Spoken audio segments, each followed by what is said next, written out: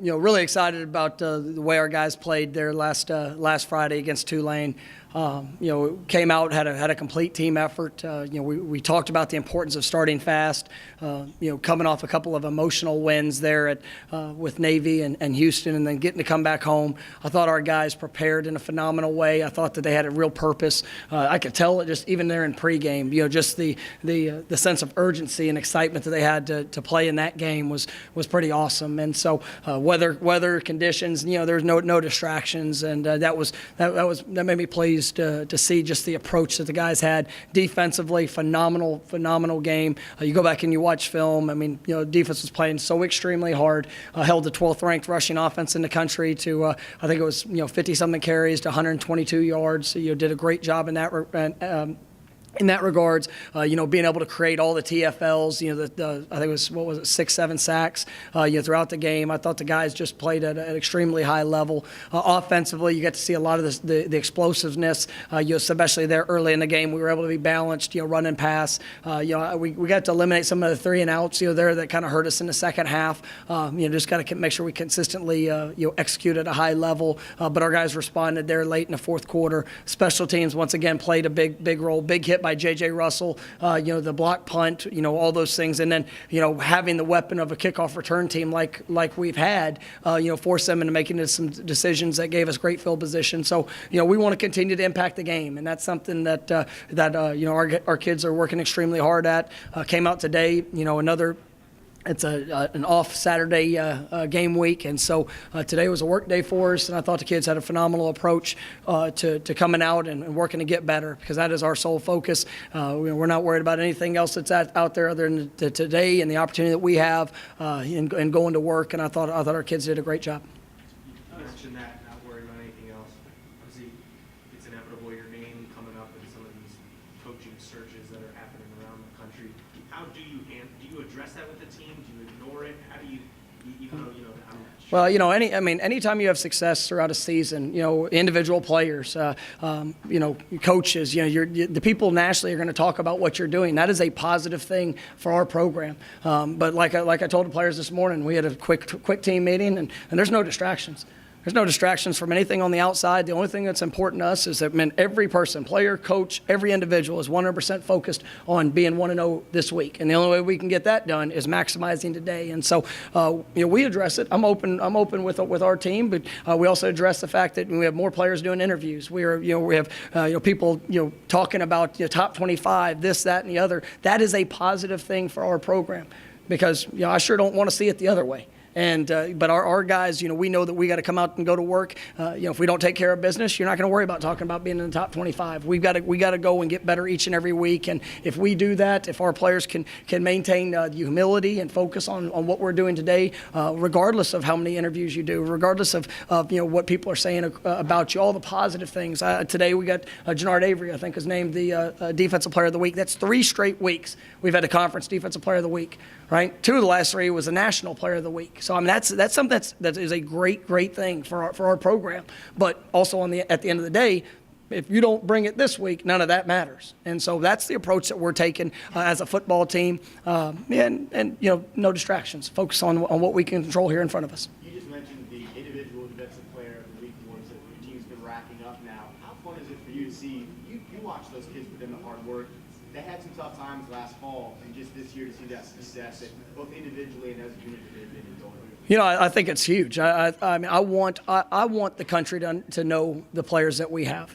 For them to get recognition. Nobody can do it individually, but collectively as a group, if everybody can do their job and an individual can be recognized for that, that's a compliment to everybody that we have working here. And I think that's what's been impressive, because we believe in recruiting, we believe in developing our players, we believe in seeing those guys have an opportunity to be showcased. And when I first got here, we talked about offense, defense, and special teams. This is a program that's built for playmakers.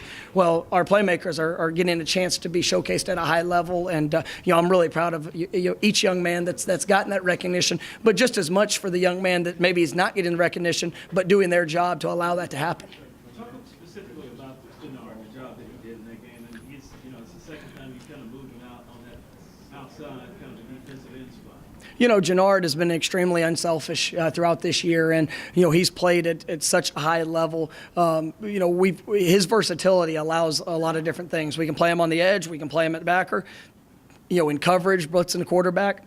He can really do it all, and so because of the intelligence that he has, because of his openness and to be able to do different things. I mean, he's been able to shine in a variety of different ways, and so that was huge for us this last week. He came down off the edge, was able to impact the quarterback. Had a lot of fun doing it, but he also, some of the pressures that he got allowed other guys to be able to make plays in their own capacity. So it's fun to see how hard he's playing, and I recognized him to the team the other day because the effort that he's given play in and play out, man, is phenomenal. So that's something that has to continue, and I know he's excited about it.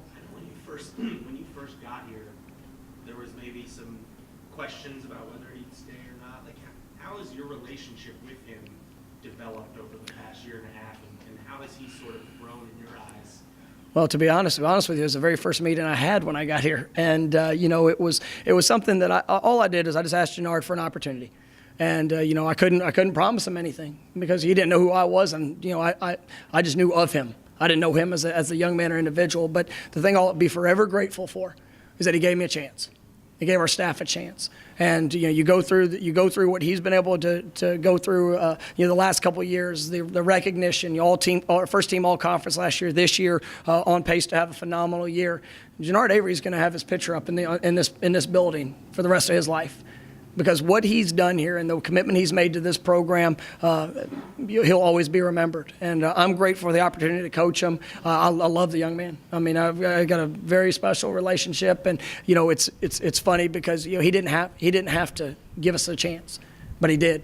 He loves this team. He loves this community, and now he's going to leave a legacy here because of the work that he's done. How can you use him now in the next couple of games with what he's shown you in his versatility? Every game's going to have its own unique plan. And, the thing about it is he showed he could do it all. And so we're going to put him in the best position and put our defense in the best position to be successful. Jannard has had a great approach with, whatever it takes, Coach. If I got to play backer, if I got to play, on the edge, if I got to play corner. Now, I don't know if we want to see him out there at corner, but, that mentality is what you want. And it really makes you proud when you see the buy-in that he's had and the success he's able to achieve. So we're going to look at it each and every week. Is this your first time going back to Tulsa since?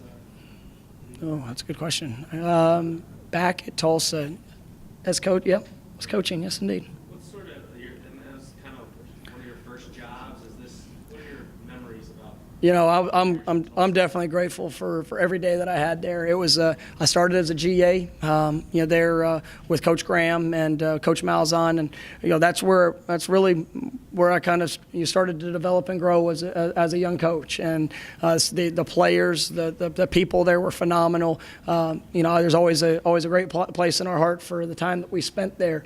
And it was something that we put everything we had into the program while we're there. And now, Coach Montgomery's done a great job, with continuing the progression of that program. And so, we know we got a great challenge here in front of us, and we're excited about the opportunity.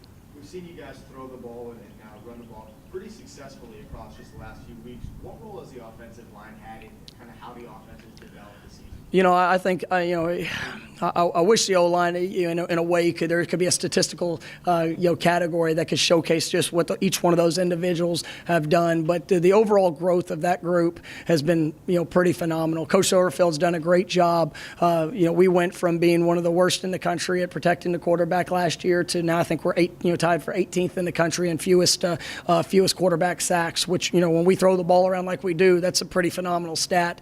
To be able to run the ball, we had over 200 yards rushing this past game. We've had multiple 200-yard plus rushing games. I think we're 170 yards a game, rushing. That to have that balance and to be able to showcase those guys in a very diverse way is pretty special. And the buy-in that they've had, the growth, it's been fun to see. Coach, every team has lulls, as ebbs and flows as games go. Offensively, when you score so many points so quickly, it can look like Is it mask the fact that, okay, you had a lull, you didn't do so much, and then you came back and put some more points on the board? Is that something that you're really trying to take out? We just want to continue to have the consistency, and it's hard sometimes to maintain the explosive consistency. I think we had 2 touchdown drives of 13 seconds. You're probably not going to consistently do that throughout a game. I hope we do, but whenever you get into those drives, the thing we can't have is we can't have the 3 and out. And that happened a couple times there in the third quarter. We had a mistake where we had a penalty that backed us up, put us behind the chains, and then we just you have to give Tulane credit. A young man made a nice play on a third down and knocked the ball down. But for us, we've got to make sure that we're consistently moving the chains, and we want to score. The name of the game is scoring points, and so if we can score fast, I'm glad we get to score fast. But we also have to be able to put together those consistent drives to make sure we're flipping the field position, to make sure that we're putting our guys in a position to be successful. What about Dorland? Looks like he got a little run in practice today. Yeah, we're hopeful. Dorland's a phenomenal young man, and I hate that he's missed as much time as he's missed here in the senior year. But he's hungry. He's ready to get back out there. We got some work with him today. We'll see how he responds to that, and hopefully we can get a little bit more and have him available this week. Can you talk about, staying on the running back set, you got that 1-2 punch with Patrick Taylor and Darrell Henderson, kind of the thunder lightning kind of. Yeah, I think when you look at the guys that we've been able to recruit and be able to add to this stable, like you're saying, of running backs, it's been a lot of fun because of the diverse skills they have. Patrick Taylor is big, powerful back that can run, can catch the ball out of the backfield. Darrell is a home run hitting back. Anytime he steps on the field, great ball skills. Tony Pollard, what he's able to do. Tony, you're able to put him in the slot, you're able to put him in the backfield. Trying to showcase all of his his abilities that he has. And then when you get Dorland's just such a phenomenal all-around back. As an inside runner, great ability to make people miss and a tough, hard-nosed player. So when you have a core of guys that bring that skill set, it's a lot of fun to be able to call the offense and to see those guys go out there and make plays. Talk about defensively, you may not have had the numbers you've had the last few games as far as Tulane's so little rushing, but you had key plays, key moments during that stretch. Yeah. How do you explain? Our guys, we've had a lot of injuries on defense. I think there's been 7, 8 guys that have missed time. I mean, as many as 9 that at the time have been out for significant periods. And so we've had to play a lot of young players. And the thing that makes me excited is one, that we recruited really well. 2 is that we've been able to develop some of those guys to get them on the fast track to go out and have success. I think as the season's progressed, you're seeing that confidence that they're starting to have. We're communicating better. We're playing better as a group. But still, throughout the entire year, you look back at UCLA. I mean, the final play, you got a redshirt freshman, Jacoby Francis, who nobody expected to play this year, is out there knocking the ball down to seal the deal. You got T.J. Carter, true freshman, Austin Hall, who's just a sophomore. I mean, you can go top down our defense. Both our defensive tackles, O'Brien and John Tate, are both freshmen. And you're playing every snap with the interior defense with young guys that are playing at a high level and have made very, very impactful plays. All right, Coach, what can you say about Tulsa that really gives you cause to stay up at night? Well, I mean, this is a good football team, and they've had a couple of close games that didn't go their way. They're just coming off one where they made a couple mistakes. That game they were up 21-7. They were up late in the game. They're going into the fourth quarter, and played against a really good SMU squad and lost by one possession. But then you look at the weeks before. I mean, they've been very competitive in just about every game. They played really well at home. Their last home contest, they beat Houston 45-17. So they can run the football. They've got an athletic quarterback. They got, we know what they're capable of throwing the ball, with those receivers, the unique presentation of their offense and what they do. But probably the best offensive line, arguably in our league. And, it's a good group and got explosive backs. Defensively, they've kind of switched it up a little bit as the season's gone, and really bringing a lot more pressure here as of late. And they've played really well. SMU's hard to defend, so they gave up a couple of big plays. But you sit there and you look at they held UConn to 20 points. They held Houston to 17. So this defense is playing at a high level, and so it's going to take a great effort from us, especially there going on the road. All right, guys, thank you.